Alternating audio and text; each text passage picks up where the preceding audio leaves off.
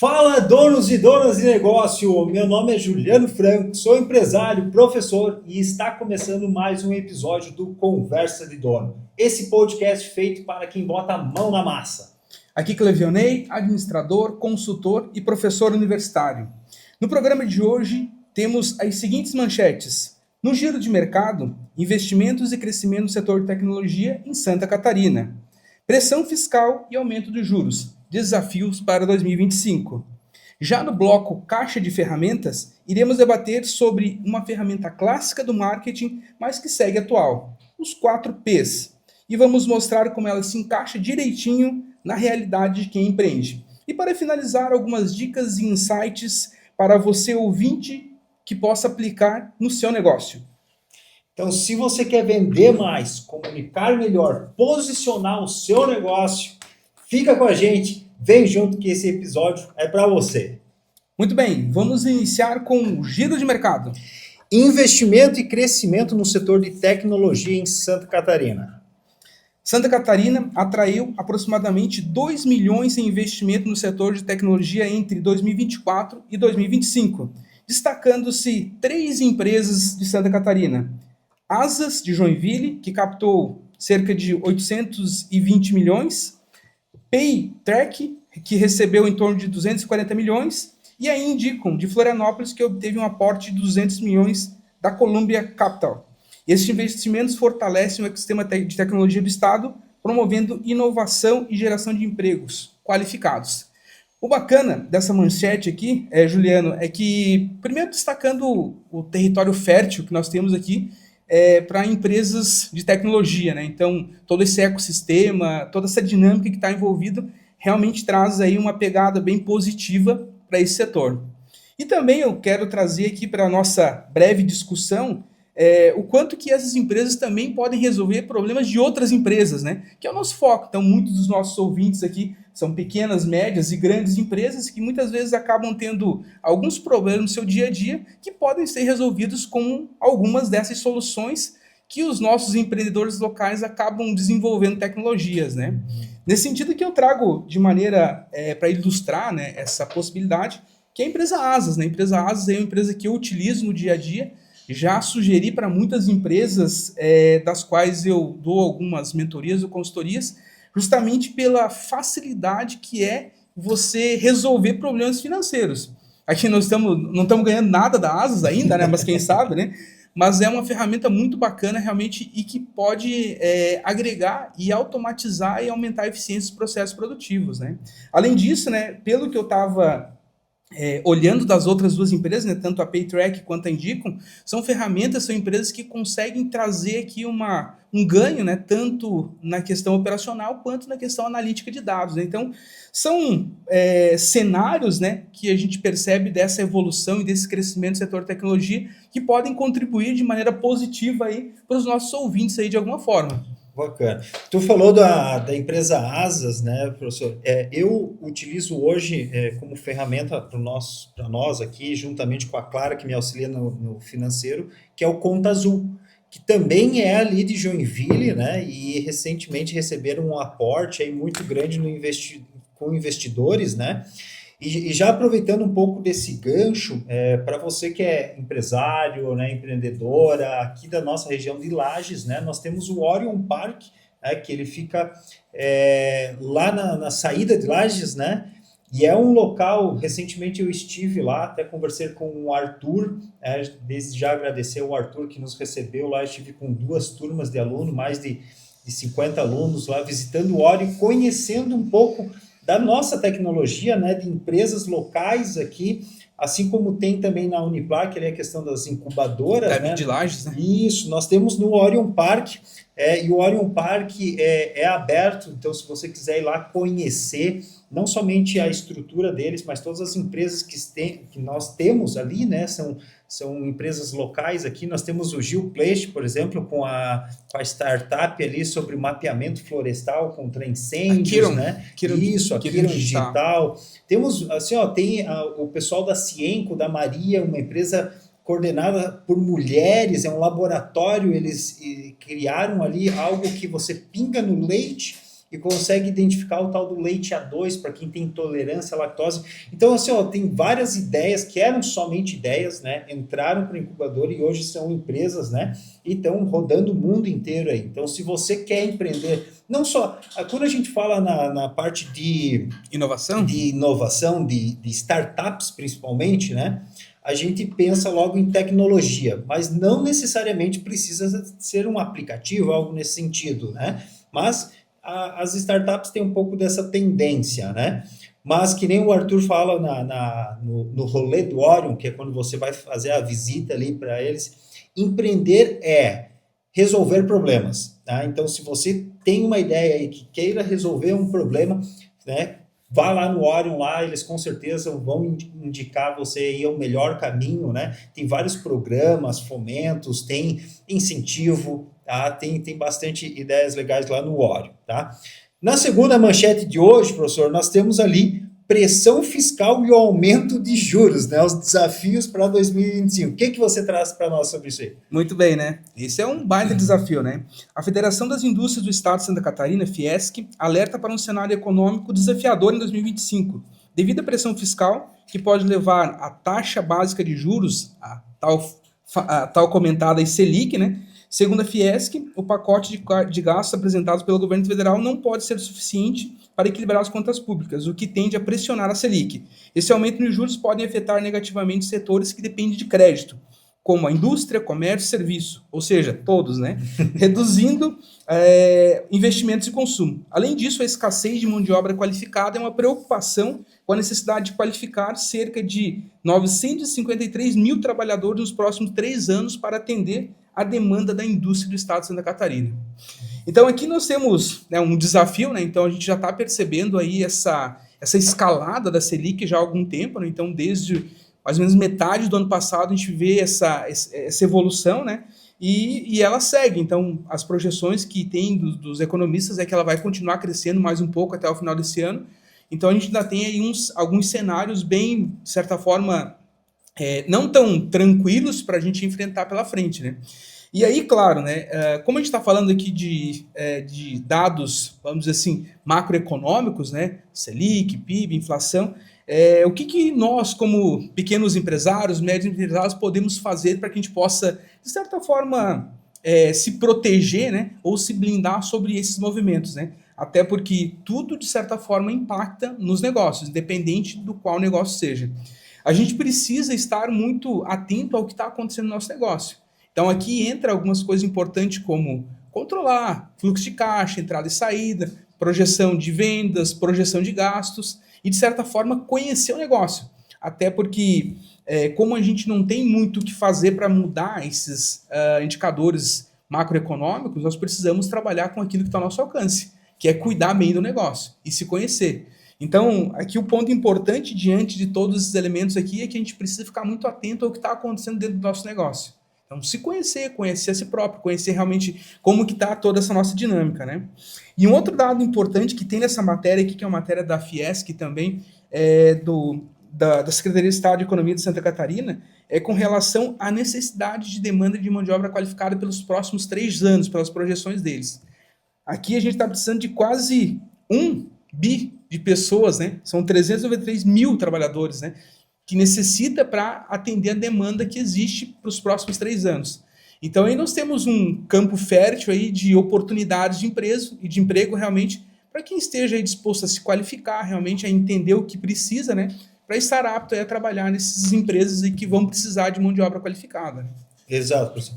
Nessa questão da qualificação, e eu percebo muito aqui no nosso escritório, porque constantemente tem pessoas entrando em contato conosco, né, tentando vaga, e hoje a nossa equipe ela é muito técnica, né? A gente precisa de designers, precisamos de analistas, né? E aí muitas pessoas entram em contato, e aí quando você vai ver, e aqui não quero ser negativo ou contra qualquer pessoa, pelo contrário, mandem para nós, né? Estão buscando, né, seu espaço, né? mas a gente vê que são pessoas que elas não têm um mínimo conhecimento técnico, Sim. né? Hoje você vai fazer um trabalho, né, de designer, né? Você vai criar um postzinho no Instagram, você precisa saber um CorelDRAW, você precisa saber um Photoshop, né? Às vezes chegam pessoas aqui que nem mesmo o Canva tem acesso, né? Então, falta muito desse conhecimento técnico no mercado, né? A gente percebe isso, né? E assim como é para mim, eu conversando com outros empresários aqui na região, a gente vê isso, né? Tanto que tem algumas empresas que elas já criam, empresas um pouco maiores aqui na região, né?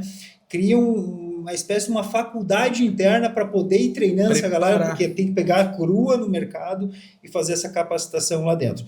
Para empresários com poder, né, um porte menor, a gente não tem esse tempo e não temos esse investimento, né, para educar essa pessoa e tudo mais, o que nos possibilita um pouco, né? E nessa questão de crescimento, de taxa de juros, impostos, aí eu fico bem preocupado, professor, porque a gente acaba acompanhando algumas pessoas, né, alguns grandes nomes aí que trazem algumas informações sobre isso, né? E a gente vê que o momento agora é ruim e ele vai piorar, porque nós estamos chegando, vamos colocar 1 ano e meio de uma troca de governo. E se o governo atual, e aqui não quero levantar a bandeira e coisa desse estilo, né? Mas se até o momento ele não segurou as rédeas, não é agora no final, quase na linha de chegada para uma nova disputa eleitoral, que ele vai segurar. Pelo contrário, é agora que ele vai gastar até o que não pode mais, né? Para se manter ali no seu poder e tudo mais. Então, se está ruim hoje, eu imagino que para ano que vem o negócio vai ficar muito pior. Tá? E depois que esse período ali de fica, não fica, quem assume, quem não assume, eu acho que ainda vai piorar muito mais. Né? Isso é das coisas que eu venho assistindo, venho escutando, né, de alguns outros empresários que também estão falando no segmento. Então, cuide do caixa, né? Tem um caixa sadio aí, cuidado principalmente com essa questão de financiamento e tudo mais. Talvez não seja um momento, né, de fazer um financiamento, de entrar numa aposta dessa, ou se fizer, faça, né, com os pés no chão, ciente das taxas que você vai ter ali pela frente, certo? E aí, claro, né, diante de todo esse cenário que você relatou, a importância de você fazer o teu trabalho como gestor bem feito. Então, você ter realmente a tua empresa de maneira bem organizada e com as informações claras, para que você possa dar um passo de cada vez, mas um passo realmente calculado e planejado, né? Sem sofrer nenhum tipo de consequência em virtude de não tomar decisão inadequada, né? Então, acho que essa é a grande dica para o momento aí, professor. Vamos buscar alguém aí, expert em finanças. Eu vou atrás de alguém aí que seja especialista em gestão financeira pessoal ou empresarial para vir falar conosco aí sobre essas questões. Acho que vai ser bem importante. Bacana. Pessoal, hoje nós vamos começar um bloco novo, um quadro novo no Conversa de Dono, que é o Caixa de Ferramentas. A gente conversou, eu e o professor aqui, e a ideia desse canal é levar conteúdo relevante aí para você que é empresária, você que é dono de um comércio, né? E nada melhor do que a gente trazer ferramentas que possam ser aplicadas no nosso dia a dia, né, professor? Com certeza. E hoje nós vamos, então, começa aqui o bloco de ferramentas do Conversa de Donos. Nesse primeiro bloco, professor, a gente vai trazer os 4 P's do marketing, né? Que é o produto, preço, praça e promoção, tá? Eu vou falar dos 2 últimos, você fala dos 2 primeiros aqui, né? Então, vamos começar aí já com o primeiro P, que é o P de produto, professor. Muito bem. Vamos lá, então, né? Qual deve ser, né, o caminho, né, para que você crie o seu produto, né? Antes de você sair vendendo, por exemplo, essa caneca, qual que são as etapas, né, para que eu possa chegar aqui, não, agora está pronto, vou vender. Quais são o que vem antes, professor? Perfeito, né? Então, assim, falar de colocar um produto no mercado, lançar um produto é algo que muitas vezes parece fácil, né? Eu vou criar um produto e vou colocar no mercado. Mas nem sempre o mercado vai reagir dessa forma para o produto que você está colocando à disposição. Então, atualmente, o nosso mercado ele é muito dinâmico, né? Então, a gente tem muita oferta de tudo, né? Eu costumo falar que hoje a gente tem tudo de tudo hoje, né? Em abundância. Então o consumidor ele acaba tendo muitas alternativas. Então, se eu vou colocar um produto no mercado, talvez o primeiro passo é entender realmente se esse produto ele vai atender a uma necessidade ou vai resolver uma dor, né? Como a gente falava agora há pouco das startups, né? Então, talvez o passo inicial antes de eu gastar ou de eu investir no desenvolvimento de um produto numa escala comercial é entender de fato se esse meu produto vai fazer sentido para alguém. E aí, nessa resolução desse problema, né, de fato, perceber o quanto esse produto vai impactar. E claro, né, além disso, perceber realmente a aceitação dele. Né? Então, às vezes, a gente já teve vários exemplos, inclusive de marcas famosas, que coloca produto no mercado, lança, e aí pouco tempo depois some. Como assim, né? Uns exemplos tipo Nova Coca, né? Lembra do caso lá da New Cake, né? Lança um produto diferente e tal, e quando vê, logo sai do mercado. O que aconteceu? Aconteceu que não teve aceitação do público, né? E como a gente está falando aqui para um público, os nossos seguidores aí, um público talvez pequenas, médias empresas que não tem muito recurso para investir em lançar um produto e perder esse produto, talvez seja necessário, antes de você colocar o produto no mercado, realmente você validar realmente a aceitação dele. Se vai ter realmente público que vai consumir, né? Você falou nessa questão aí, me veio, não sei se tu lembra, o Google Glass, né? Esse eu não lembro. Não lembra? Não. Era um óculos igual o teu, um óculos de lente, só que um lado da lente você tinha como se fosse uma tela do computador. Olha só. Né? Isso aqui na época, tipo, ia revolucionar o mercado, tanto que hoje tu nem sabia que existia esse produto, né? E olha que não deve ser muito longe, né? E tem aquela questão, assim, às vezes o produto é bom, só que ele está na hora errada. No momento errado. Aí o que aconteceu? A Google abafou, né, não veio para frente, não houve uma aceitação de mercado, né, eu acho que isso nem chegou nas prateleiras, né, mas a gente viu tempos atrás agora os novos óculos de realidade aumentada, né. Outra coisa que não vingou, não sei porquê, mas eu não vejo hoje, eu pensei, daqui um tempo aí pela explosão que deu, né? Eu disse, cara, isso aqui daqui uns dias eu vou encontrar nas prateleiras do mercado igual eu encontro televisão hoje. E não veio. Não foi, né? Bem assim, né? Tiveram ali algumas questões da adaptabilidade, daí agora o Facebook lançou uma que parece um capacete, um pouco mais bonito, um pouco mais moderno, mas não é algo que não vingou, né? Então, claro, aí nós estamos falando de Google, Facebook, Sim. Os caras têm dinheiro para queimar, né? Isso não tem problema, né? Mas temos que cuidar, né? Realmente, antes de lançar um produto no mercado, né? E aí, pessoal, quando a gente fala em produto, do P de produto nos 4 Ps, isso compreende tanto produto físico quanto produto serviço. Tá? Então fique atento quando a gente falar produto, não é somente produto, né, caneta, pode ser também o serviço teu, lançar um serviço, né? Vem alguma na tua cabeça aí, professor, algum serviço que foi lançado e morreu? Cara, serviço assim... Te apertei agora. Pô, né? Esse não tava no script, né? Não, mas faz parte do jogo, né? Assim, então, quando eu vou lançar esse produto, o que pode me tornar, me posicionar no mercado é o teu diferencial. Né? E como que eu posso criar esse diferencial? A questão do diferencial é justamente aquele valor agregado que você vai entregar no produto. Ou seja, o que o teu cliente vai comprar além do produto, né? Porque a gente fala, né? Vou comprar uma TV. Mas o propósito de eu comprar uma TV não é comprar a TV, né? A TV, o produto físico, talvez não me resolva problema nenhum, né? Eu vou comprar uma TV porque eu quero entretenimento. Então, talvez a pegada aqui do você criar um diferencial é o que, de fato, você vai entregar com aquele produto ou serviço que você está se propondo a vender para o teu consumidor.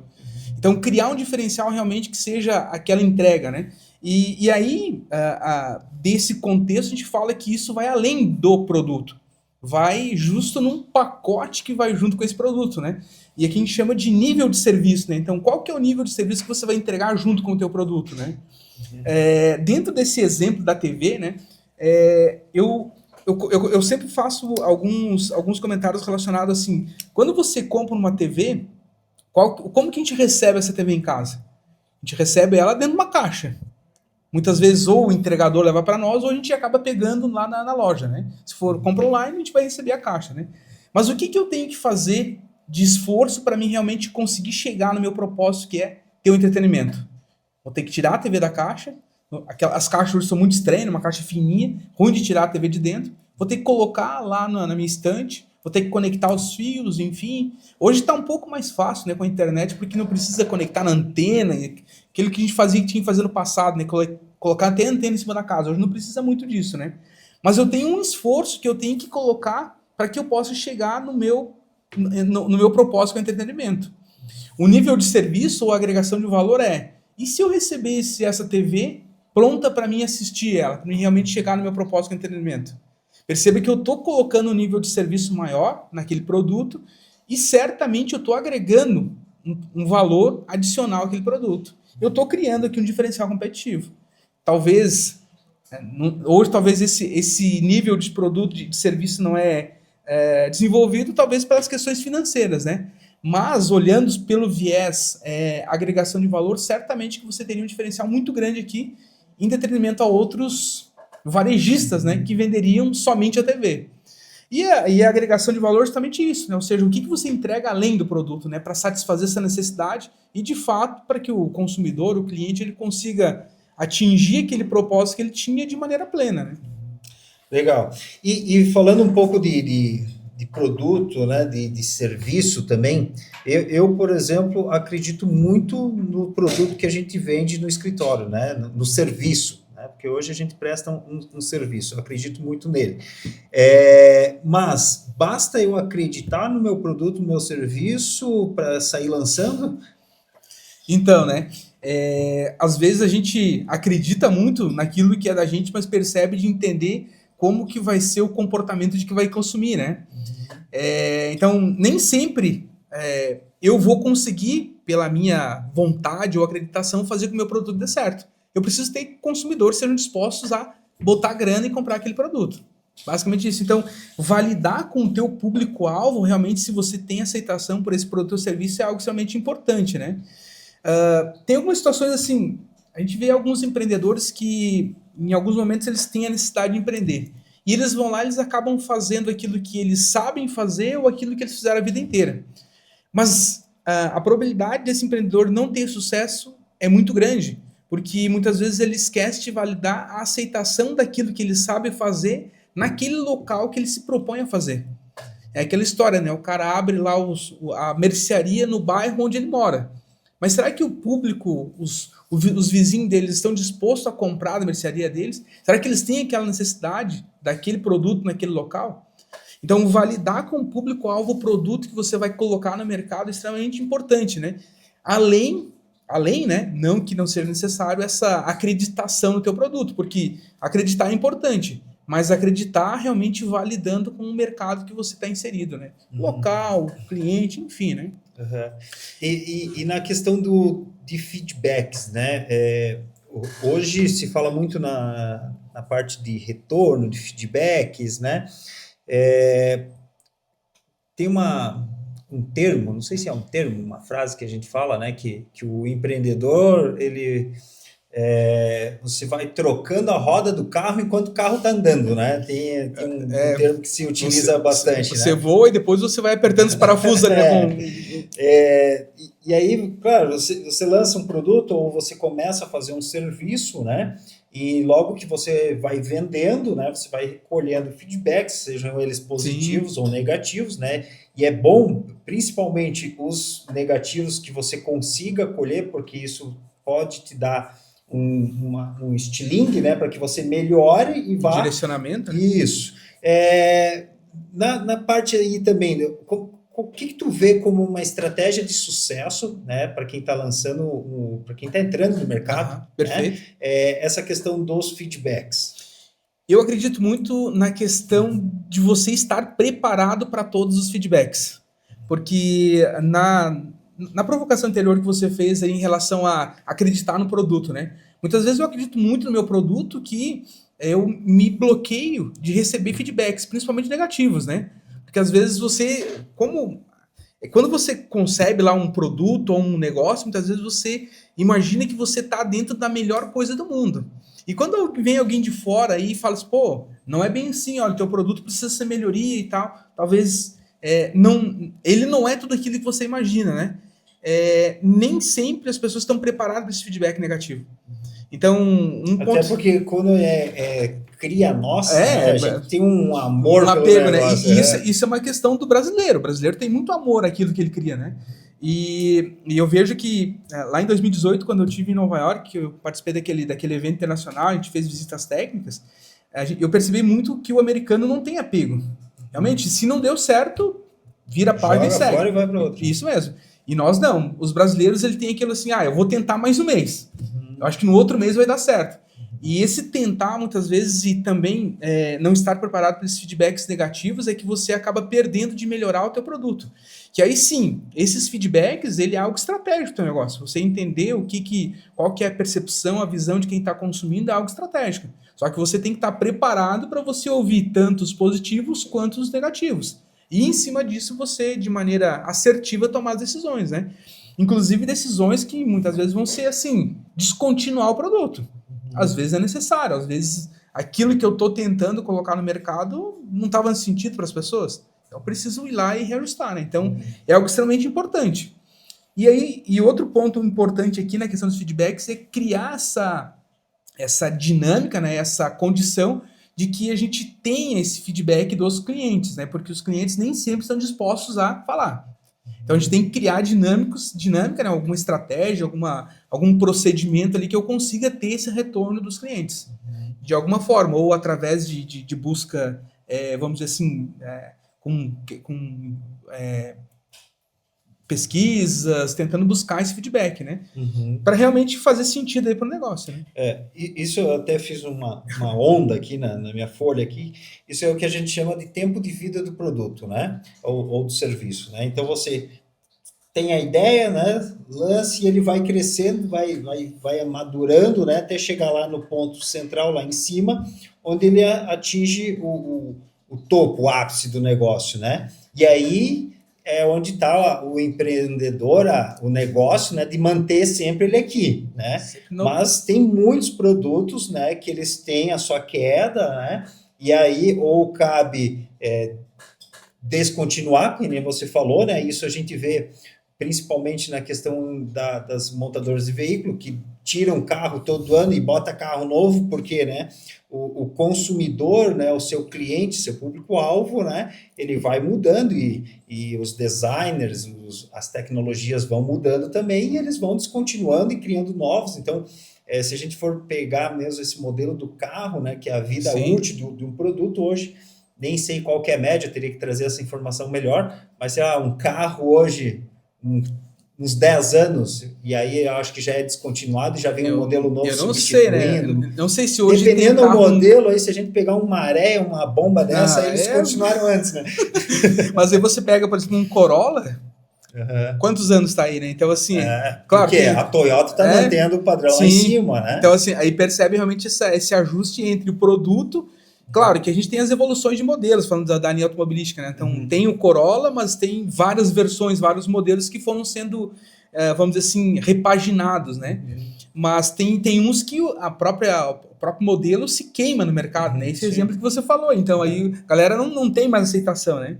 Mas isso tudo certamente que embasado no próprio feedback, no retorno dos clientes, dos consumidores sobre aquele produto.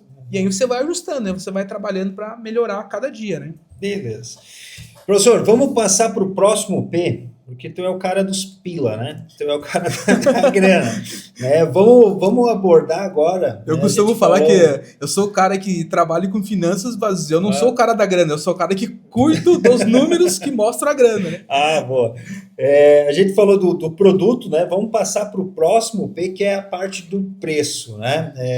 A gente até no nosso primeiro episódio, a gente fez uma pequena abordagem ali, não sei se tu lembra, do nosso primeiro episódio, né? Que a gente falou ali da questão do empresário, né? Da empreendedora, que acaba misturando um pouco os caixas, né? Pega do dinheiro da empresa para usar a empresária que vendeu um pouco mais hoje, já pegou ali, já comprou umas roupinhas novas, né? Essa questão aí, né? Dentro dos 4Ps, nós temos o P do preço, né? Que ela encaixa muito mais com a parte de precificação, né? E tudo mais, né? Quais são os maiores erros, né? E aqui eu já disse né? Essa questão de você mudar, mas na parte de precificação, o que você percebe como o maior erro hoje das empresárias ou dos empreendedores aí que eles cometem nos seus negócios? Perfeito, né? Então, a precificação é um item realmente bem, vamos dizer assim, difícil de a gente perceber e encontrar dentro dos negócios uma precificação realmente 100% adequada.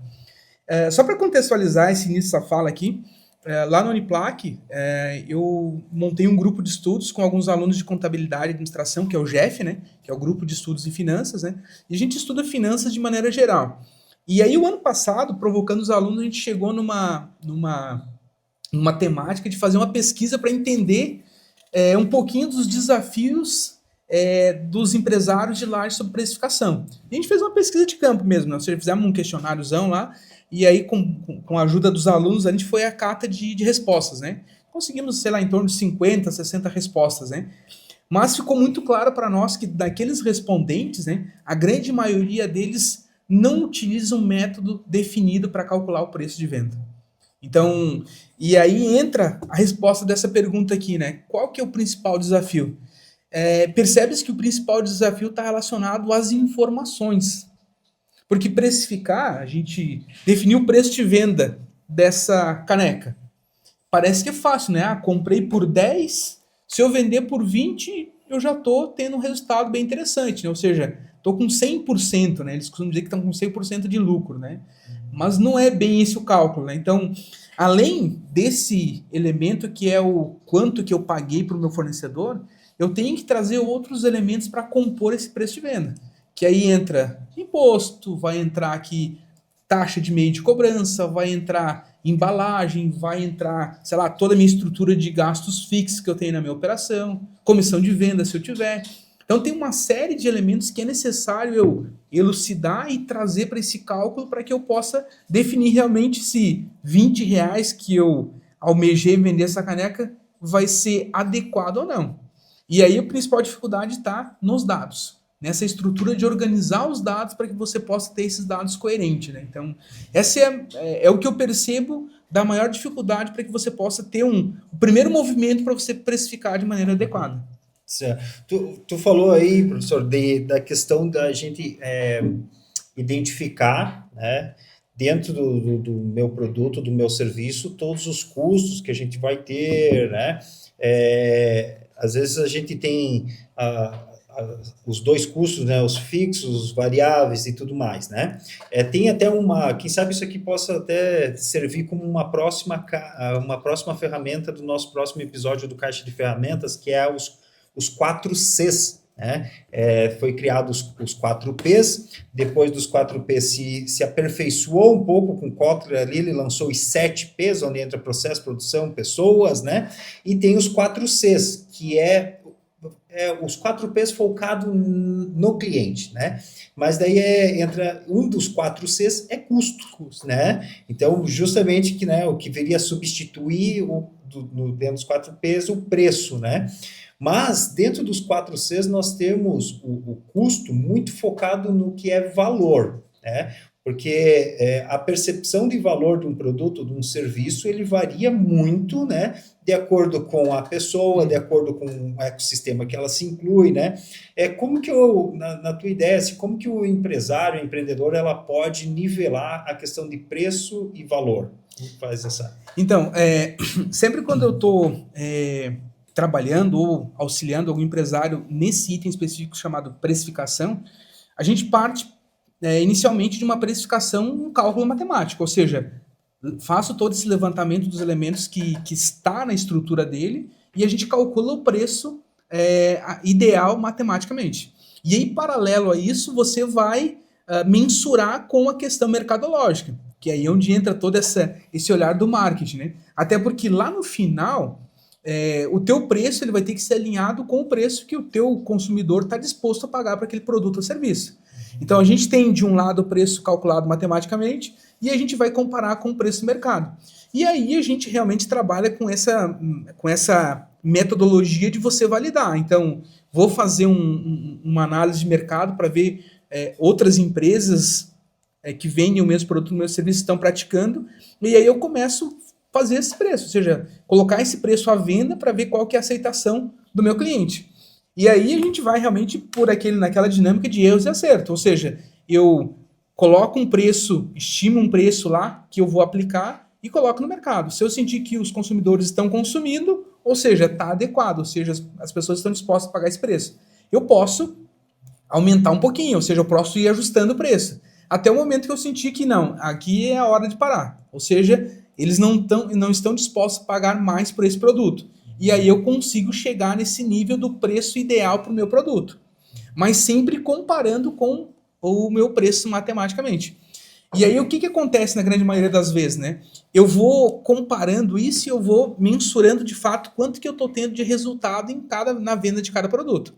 Até eu tô com uma cliente que a gente começou agora esse mês aqui, e a gente está justamente nessa fase que a gente começou a ajustar os preços de venda. E aí a gente está assim, olha, esse produto vamos colocar uma margem de 25% de lucro, esse outro vamos colocar 18%, esse outro vamos colocar 15%. Então, de acordo com essa percepção, e se realmente os consumidores irão comprar o produto. Entendi. Então, é um ajuste que você vai fazendo muito mais utilizando o feeling do produto e do mercado, comparando com o cálculo matematicamente feito. Tem um cálculo, isso é muito focado para a parte da indústria, né? Que eles criam um produto, né, e colocam esse produto, né, para venda no mercado. E muitas das indústrias, elas ficam pé da vida quando aquele produto estoura em vendas. Quer dizer, vou trazer para você a questão do carro, né? Uhum. Vamos supor lá que uma marca X, né, lançou o carro XPTO. E ela fez uma projeção de que aquele carro seria vendido em torno de 500 mil unidades por mês. Só que aquele carro vendeu 1 milhão de unidades no mês. Quer dizer, eles erraram no cálculo, porque se houve tanta demanda, tanta compra pelo produto, quer dizer que o produto está barato demais, né? Oferta, demanda, né? Eles pensam que, eu poderia ter elevado 20%, 30% o preço do meu produto, né? Ter ficado dentro da minha projeção, que era as 500 unidades, mas ter lucrado muito mais, né? Então, na hora que você for vender seu produto e o seu serviço, cuidado também, né, para que você não venda demais, quer dizer que o teu preço está muito barato. Tá muito barato, né? Justamente então, esse ajuste, você ir moldando, né? Se você percebe que existe muita demanda, você pode aumentar o preço, que é a lei da oferta procura, né? Questão econômica aí, normal, né? Certo. E antes da gente passar para o próximo P agora, professor, a última perguntinha que eu quero trazer para o pessoal que está nos acompanhando aqui é o que considerar, né, no valor final lá, dentro da minha precificação. Para precificar, a gente já falou aqui, né, alguns dados que você trouxe, questões de taxas de impostos, né, que muita pessoa acaba não observando isso aí, né, mas o que eu preciso considerar, né, além do custo, né, essa caneca aqui custa, e eu sei porque a gente fez a cotação recentemente, essa caneca aqui custa, ela branca, né, R$18. E eu tenho que pedir no mínimo 30 unidades, né? Esse é o custo, né? Mas se eu quiser daí revender essa caneca aqui, o que eu preciso calcular além desses R$18? Então, esse valor dos R$18 que você citou é o que a gente chama de custo de aquisição, é quanto que você está comprando esse produto. Aí, além disso, você vai trazer para o cálculo, na sequência, assim, né? A gente faz a classificação. Primeiro vamos para os variáveis, né? Então, que é o custo de aquisição, que é um variável. Aí você vai trazer outro que é os custos de embalagem, que também vão ser variáveis, vão variar de acordo com a quantidade que você está vendendo. Toda a parte de tributação, né? Então as suas alíquotas de imposto você vai trazer para compor esse valor. Taxas de meio de cobrança, então se você vende com cartão de crédito, se você vende, sei lá, por boleto, então você vai mensurar e vai trazer esses elementos para esse cálculo também. E além disso, se você paga comissão variável para os seus vendedores, você vai incluir também nesse cálculo. E aí a gente parte para um segundo grupo que são os fixos, né? Então você vai trazer toda a tua estrutura de gastos fixos da tua operação e tu vai encontrar um percentual do qual você vai aplicar sobre esse produto. Então, vamos dizer assim, a empresa tem 50 mil reais de gastos fixos, mas cada caneca que ela vende vai ter que pagar um pouquinho desses 50. Então, a gente vai encontrar esse percentual que equivale para juntar no cálculo. E aí depois a gente traz um outro elemento que chama-se margem de lucro esperado, ou seja, quanto que eu quero ter de lucro com a venda dessa caneca. Que hoje, dentro de um cenário normal, as margens de lucro, lucro líquido, giram em torno de 10 a 20%, não mais do que isso, né? Claro que exceto alguns produtos e serviços com um diferencial muito grande, enfim, né? Mas dentro desse recorte de 10 a 15, de 10 a 20, desculpa, é um cenário ideal, adequado. Então a gente trabalha com essa margem. E aí, partindo desses elementos, a gente calcula realmente o preço final. Que aí seria a gente criar aqui o que a gente chama de taxa de marcação, né? Ou de markup, que a gente vai aplicar sobre o custo de aquisição. E a gente vai chegar no preço matematicamente calculado, né? E aí, claro, né, partindo desse, você vai fazer esse movimento de entender o que o teu mercado está sinalizando em relação a esse preço. Se está barato ou se está caro, né? Então, se estiver caro, não vai sair. Então, você vai lá e reduz um pouco, ajusta realmente para que você possa ter essa venda. Se começar a sair muito, por exemplo, dos carros, você pode ir lá e aumentar um pouco, ou seja, melhorar a margem, né? Sim. Ah, legal. Vamos dar uma sequência agora.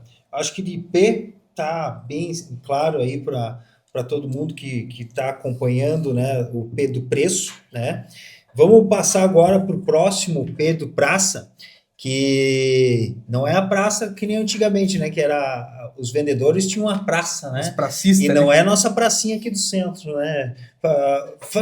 Me veio um gancho agora, fugindo um pouco do nosso Dá uma programa, quebrada aqui, né? Não, quebrada. Será que vão ter a festa do peão na praça? Olha só, né?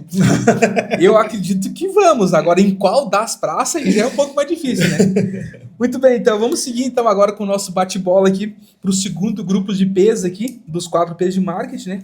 E vamos falar da praça, né, professor? Então a praça aí, como a gente já está trazendo esses elementos, né? Então, como essa praça não é a praça, o local que a gente vai lá com as crianças aí nos dias de folga, né? Mas sim uma praça uma praça de atuação realmente desse produto, né?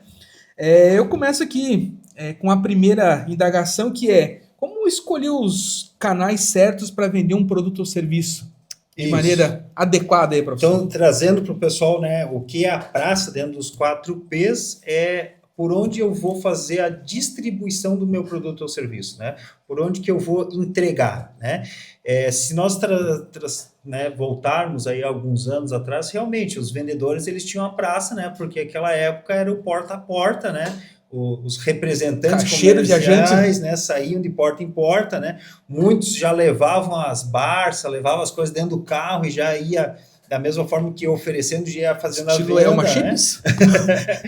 Mas hoje em dia mudou, né? Hoje em dia a gente consegue, principalmente com a questão das redes sociais, a gente consegue vender o nosso produto ou serviço não somente nesse método, né? A gente consegue levar aí as redes sociais, Instagram, YouTube, TikTok, até fazendo um gancho, eu vi uma reportagem ontem que saiu, quem divulgou isso aí foi o Kizo, a primeira vez que em uma pesquisa o TikTok ultrapassou o YouTube em tempo de visualização. Caraca! Quer dizer, já tem mais gente dentro do TikTok do que no YouTube, né?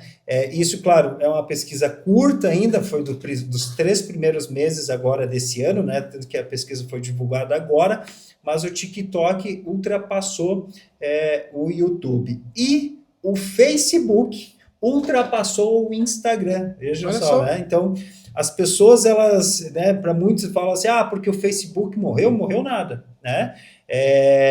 Eu posso até trazer numa próxima publicação dentro do nosso canal, que bem certo essas datas, essa pesquisa, né? Mas está em primeiro lugar lá, os números eu lembro, que era 103 para o TikTok, 84, isso em minutagem, sim, né? Em tempo, né? 84 para o YouTube, 67 para o Facebook e 59 para o Instagram. Então, percebe que o TikTok, em tempo de consumo, ele quase está o dobro do Instagram em tempo de consumo, né? Porque eu vejo que o Instagram hoje, ele é um consumo muito mais rápido. Principalmente porque no Instagram a gente ainda tem uma mescla entre posts de banner, imagens e vídeos. Já no TikTok é só vídeo. Então, para a pessoa consumir um conteúdo dentro do TikTok, ela precisa estar realmente mais tempo lá. Sim. Diferente no Instagram. No Instagram, tu bateu o olho aqui, pum, já fui. Ou não é? Foi. No TikTok, você precisa ficar lá 10, 15, 30 segundos dentro de um post, né, dentro de uma publicação, para você absorver aquele conteúdo. Eu vejo que é por isso, né? Mas tem também os hábitos de consumo e tudo mais, né? Perfeito. E aí, voltando, né, para a questão dos canais... Só né? complementando, agora diante desse cenário que você trouxe aí com relação a essas mudanças aí, né?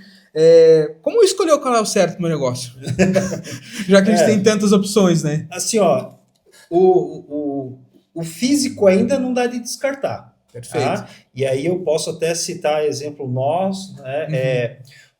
Hoje o espaço físico, principalmente na nossa região aqui, ele é ainda muito valorizado, né? Porque o comportamento do nosso consumidor aqui na nossa região, ele quer ir na loja pegar no produto, assim como ele quer vir aqui no escritório falar comigo, né? Eu tenho vários clientes nossos que optaram, eles dizem assim, Juliano, eu tinha uma agência de Floripa, de não sei aonde, tal.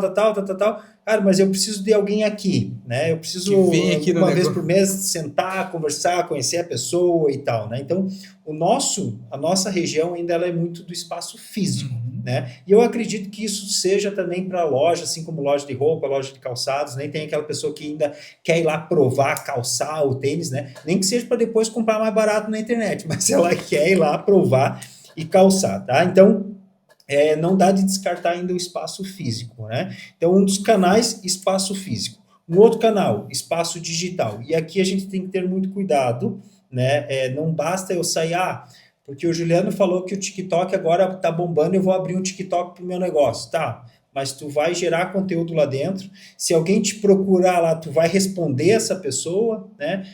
Eu tenho experiência e garanto que quem nos acompanha já mandou uma mensagem, um direct no Instagram para uma loja e demorou 3, 10, 15, ou sequer foi respondido, né? Então, se vai optar pelo caminho digital, pode ser um e-commerce, pode ser as redes sociais, né? Dê atenção para o seu cliente da mesma forma que você daria no espaço físico.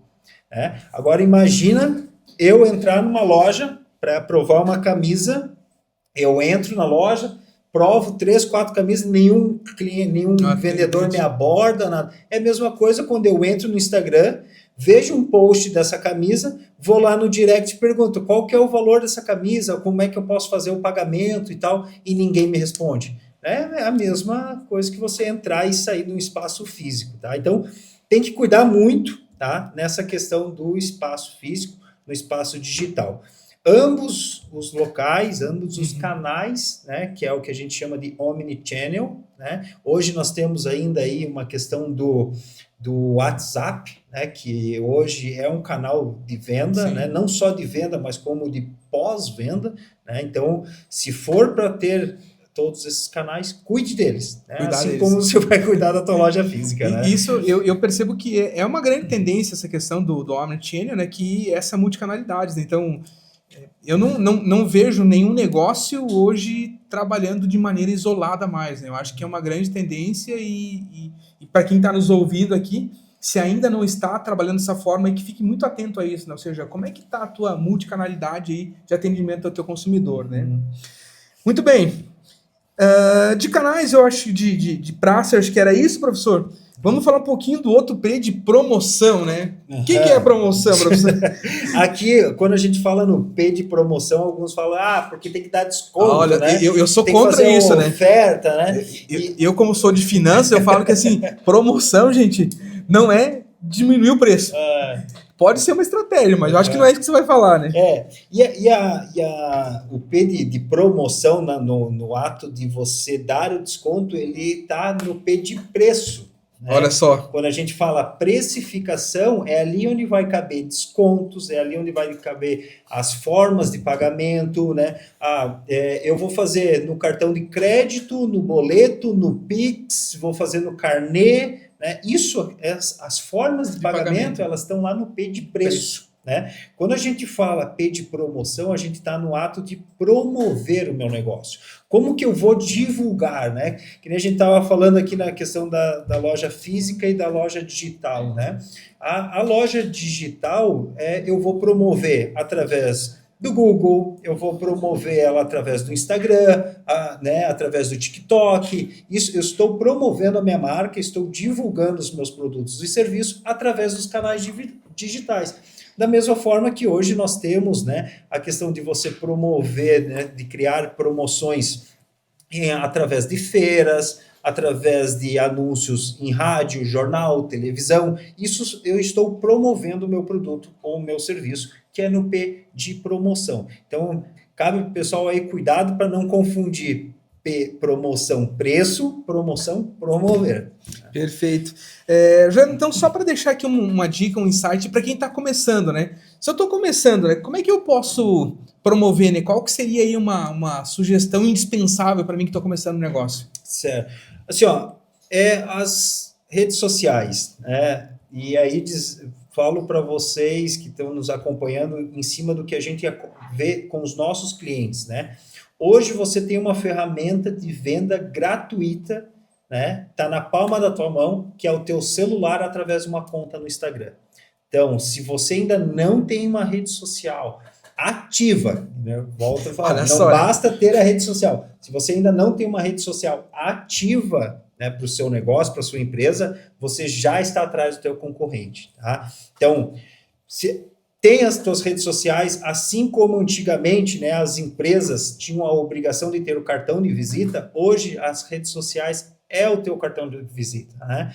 As pessoas, ao conhecerem uma empresa, elas vão no teu site, elas vão nas tuas redes sociais, né, para conhecer mais quem é a empresa X, né, ou a empresa Y. Então, eu diria assim, ó, entra, mas entra fazendo ativamente lá, né? Esse negócio, porque eu tenho vergonha, assim, cara, eu tenho vergonha de não pagar as contas. É isso aí, né? E na tua experiência aí, né, nessa dinâmica toda, né, existe algum erro comum aí de promoções que os nossos ouvintes podem evitar de fazer, né, depois de você comentar aqui pra gente? Existe, né? É aquele fato da pessoa colocar a sua marca, né, no local errado, tá? E aqui eu vou citar 2 exemplos. Uma loja física, parceira nossa, eu não vou trazer nomes, né, mas uma loja física, né, ela montou sua loja física, fez um investimento, né, de quase R$20.000 na abertura da sua loja física, trouxe alguns influenciadores aqui da cidade, né, para divulgar o produto. Eu lembro que teve um Dia das Crianças que ela fez aqueles piscina de bolinha, pula-pula, eu acho que veio só os filhos dela, né? Porque a loja dela estava num local errado, né? Ela percebeu aquilo ali, né? Gastou, né? Porque ela fez todo o mobiliado, fez a fachada da loja e tudo mais, né? Mas ela percebeu aquilo ali no 4º, 5º mês, ela já assim, Juliana, eu vou ter que mudar de local, né? Eu vou ter que ir para uma outra. Hoje ela está numa avenida bem movimentada, né? E deu a virada de chave para ela. Ela já tinha a loja digital fazia 5 anos e ela saiu do digital para vir para o físico. Ela teve essa má experiência nos 4 meses, mas ela rapidamente já está em outro ponto, né? Agora já com bastante movimento, né? Até próximo ali na mesma quadra que ela, tem uma outra loja, né, no mesmo segmento que ela, então ela está onde as pessoas estão passando, tá? Isso aqui, um erro de uma loja física. E agora trazer um erro de um parceiro nosso, né, do digital, que a gente conseguiu perceber isso através do digital. Ele tem uma marca de saúde, não vou dizer qual que é a marca, e ele é muito envolvido com essa questão de saúde, esporte, ele corre, ele sobe, faz o trekking, ele faz jiu-jitsu e tudo mais, e ele decidiu então pegar a marca dele, a empresa dele, patrocinar o time de jiu-jitsu, né? Beleza, estava lá patrocinando, investindo, né, a marca do lado do tatame, na academia e tal. E aí, nos próximos relatórios, a gente foi e identificou que o público dentro das redes sociais dele era 83% mulheres.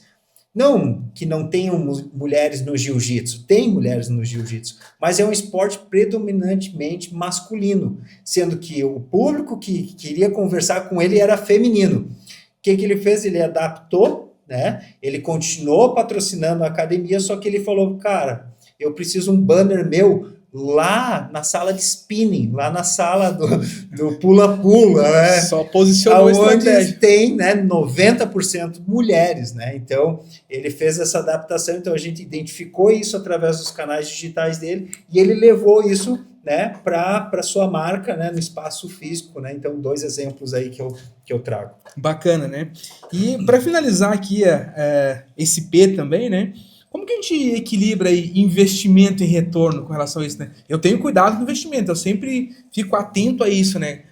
Temos que gastar, temos, né? Mas temos que avaliar quanto que está retornando, né? Como é que a gente equilibra em promoções, né? Como é que a gente faz esse away aí todo aí, sem gastar muito? Aqui nós temos que, novamente, fazer a separação de preço e promoção. Nós temos dentro do que a gente chama de ROI e ROAS. O ROI, retorno sobre o investimento. Está lá no P de preço. Aqui eu vou calcular meu aluguel, meu custo com funcionário, água, luz, ROI. É tudo que eu gasto, né, em comparação ao que retorna para mim. Quando eu vou para a parte de promoção, eu tenho ROAS. Qual que é o meu retorno sobre o meu investimento em marketing? Ou retorno sobre o meu anúncio? Então, sai daqui a questão de aluguel, de folha, de custos fixos e variáveis e entra. Quanto que eu investi, né, em Google Ads, quanto que eu investi em técnicas de SEO para o meu site, quanto que eu investi na contratação de uma agência e desses anúncios, né, quanto eu investi R$1.000 no Meta e isso retornou R$3.000 para mim. Tá? A gente traz nos nossos relatórios, eu até ontem passei num parceiro nosso que é uma lanchonete, ele tem um retorno sobre o investimento, a cada R$3 ele vende um produto dele no e-commerce, né? Esse produto dele tem um ticket médio de R$50. Então ele investe 3, retorna 50. Em faturamento. Isso em ROAS, né? Okay. Aí dentro desses 50, depois ele tem que fazer a separação em ROI. Perfeito. Tá? Não, bacana. Muito bem, então olha só. Pô, esse quadro aí ficou muito legal. Caixa de ferramenta vai ser show, né? Eu acredito que os nossos ouvintes aí, a nossa audiência aí, vai gostar, até porque nós vamos trazer muitas ferramentas aí, que são ferramentas do nosso dia a dia, que nós utilizamos nas nossas consultorias, nas nossas atividades, e também que a gente fala aí para os nossos acadêmicos, né, professor? Muito bem, vamos passar então para o nosso terceiro bloco, que são dicas práticas, né? E aí, já passando de bate pronto aqui para o Juliano, né? Então, qual que é a dica que você deixa para os nossos espectadores aí desse nosso episódio? Primeiro, conheça quem é o seu público-alvo. Entenda para quem você vende. Nem a Coca-Cola vende para todo mundo. Não é você que vai vender também, tá? Então, veja para quem que é o seu produto, né? Se coloque do outro lado do balcão.